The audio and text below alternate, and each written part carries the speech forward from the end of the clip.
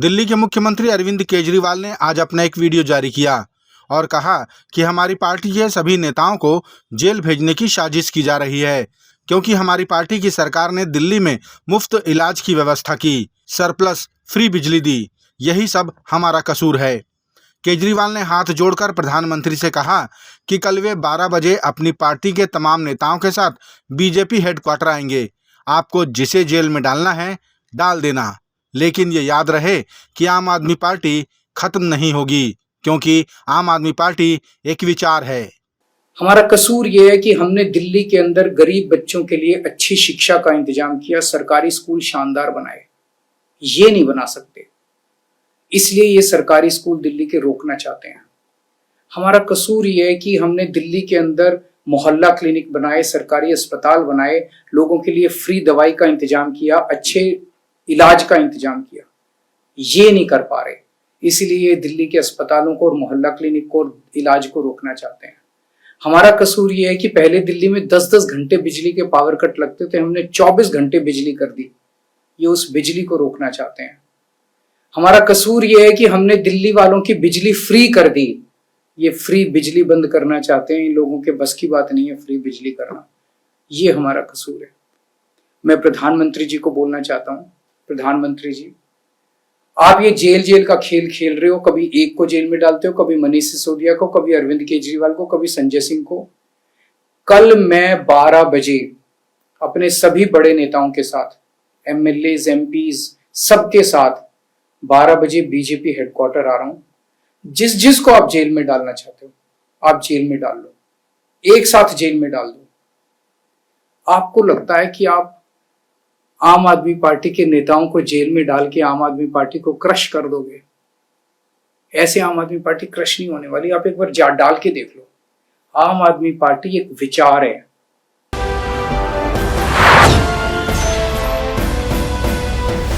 छत्तीसगढ़ सतनामी समाज के प्रमुख धार्मिक स्थल गिरौदपुरी में असामाजिक तत्वों द्वारा अमर गुफा में जैतखम से की गई तोड़फोड़ को लेकर अब समाज जल्द कार्रवाई की मांग कर रहा है।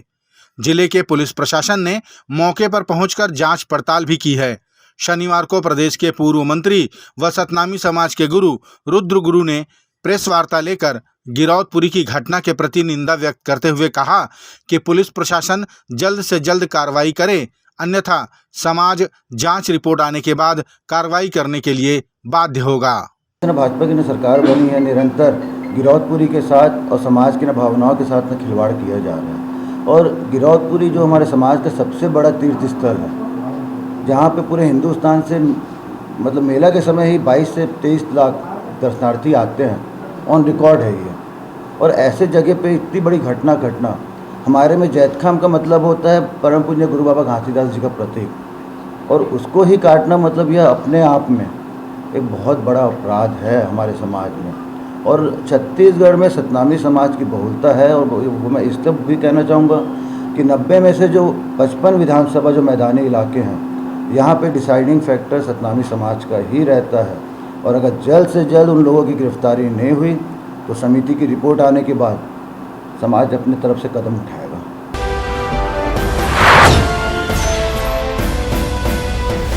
छत्तीसगढ़ स्कूल शिक्षा विभाग द्वारा गर्मियों की छुट्टियों में समर कैंप का आयोजन किया जा रहा है।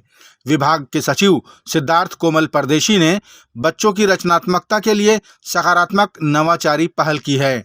इस समर कैंप के माध्यम से बच्चों को विभिन्न रोचक गतिविधियों में शामिल कर उनकी छुट्टियों का सदुपयोग किया जा रहा है, जिसमें बच्चे भी आनंद उठा रहे हैं। राष्ट्रीय शिक्षा नीति 2020 की सिफारिश को छत्तीसगढ़ के स्कूलों के माध्यम से बालक, पालक व शिक्षकों तक पहुंचाने का यह एक अनूठा तरीका है।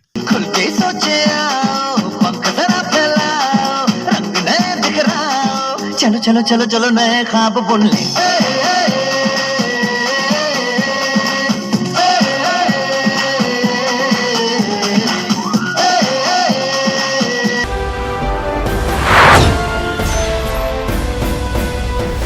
छत्तीसगढ़ भारतीय जनता पार्टी के प्रवक्ता अनुराग अग्रवाल ने आरोप लगाया कि देश में सबसे ज़्यादा वित्तीय कुप्रबंधन करने वाली अगर कोई सरकार है तो वो छत्तीसगढ़ की पूर्ववर्ती कांग्रेस की सरकार है।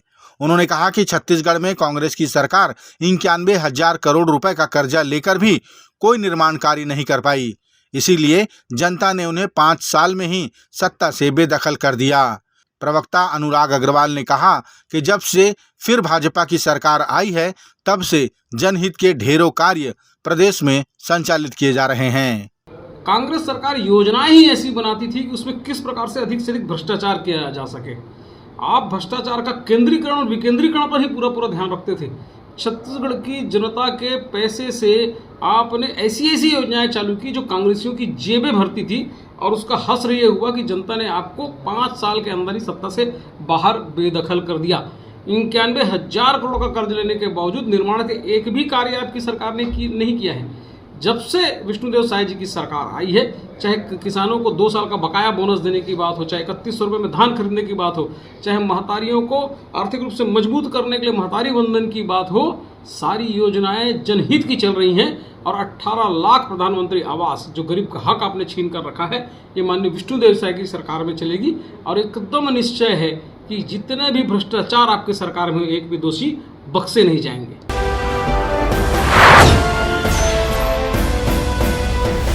कांग्रेस के वरिष्ठ नेता व मध्य प्रदेश के पूर्व मुख्यमंत्री दिग्विजय सिंह ने कहा कि हिंदू और हिंदुत्व कभी खतरे में नहीं रहा, न तब जब मुगलों का राज था और न तब जब अंग्रेजों की हुकूमत थी।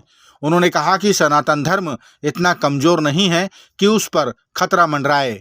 दिग्विजय सिंह ने कहा कि चुनाव में भारतीय जनता पार्टी हिंदू धर्म को कार्ड के रूप में उपयोग करती है।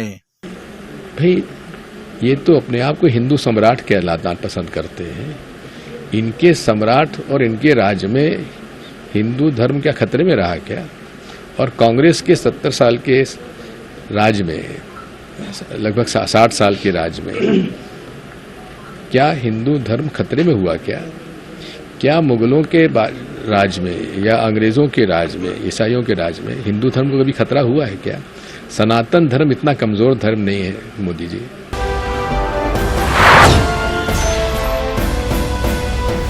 सामाजिक संस्था श्रुति फाउंडेशन ने एक बार फिर मदद के लिए आगे आकर पुनीत कार्य किया है। संस्था के सदस्यों ने दुर्ग जिले के थनौद गांव के निवासी सुखराम यादव, जो बिस्तर से उठ नहीं सकते थे न ही चल फिर सकते थे, उन्हें जरूरत की सामग्री के साथ व्हील चेयर भी उपलब्ध कराया। श्रुति फाउंडेशन की संस्थापिका नीतू श्रीवास्तव ने बताया कि उनकी अंजोरा मंडल की अध्यक्ष यामिनी हरमुख की जानकारी पर ये कोशिश की गई ताकि हमारा दिव्यांग भाई बिस्तर की दुनिया से बाहर निकलकर थोड़ी बाहर की दुनिया भी देख सके। कुछ दिन पहले हमको यामिनी जी के द्वारा एक जानकारी मिली कि यहाँ पर एक दिव्यांग भाई हैं जिनको पलंग की, गद्दे की और व्हील चेयर की आवश्यकता है। तो श्रुति फाउंडेशन ने उनको आश्वासन दिया कि हम जो भी हो सकेगा अपनी तरफ से व्यवस्था करवाएंगे। तो हम लोगों ने इसलिए हम लोगों ने इसको न्यूज़ को डाला, लोगों को बताया, तो कुछ लोग सहयोग के लिए आगे आए और लोगों के सहयोग से हमने पलंग, गद्दा और व्हील चेयर की व्यवस्था इस परिवार के लिए करा दी।